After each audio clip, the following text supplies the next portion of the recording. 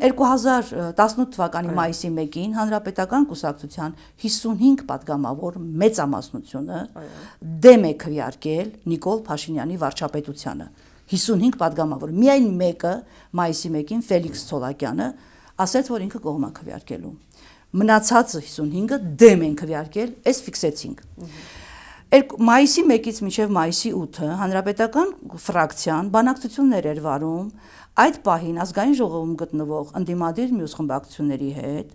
եւ ասում էր տեխնացու առաջադրեք եղել է երկու տեխնացու մեր կողմից մենք առաջարկում ենք Կարեն Կարապետյանի տեխնացությունը որը ինչ որ պահի համաձայն էր եւ մյուս կողմից եթե ես ճիշտ եմ հիշում գուցե սխալվում եմ եղել է Գագիկ Ծառուկյանի տեխնացությունը վերջին պահին եւ պարոն Կարապետյանը եւ պարոն Ծառուկյանը ասացին չէ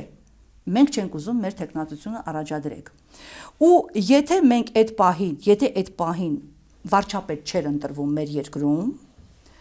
գնում էր արտահերթ խորհրդանական այսինքն լուծարվում էր պարլամենտը եւ գնում էր արտահերթ խորհրդանական ընտրություններ դուք պատկերացնում եք այդ էյֆորիայի մեջ այդ համաժողովրդական այդ ոգևորվածության մեջ արտահերթ ընտրությունների եթե գնում էինք անմիջապես մայիսից հետո Նիկոլ Փաշինյանի առանց իզմերի ոչ քաղաքական հորինված մտածածին այդ ուժը ԿՊ-ն ստանալու էր ամենակիչը 97-98 գուցե 100%-ային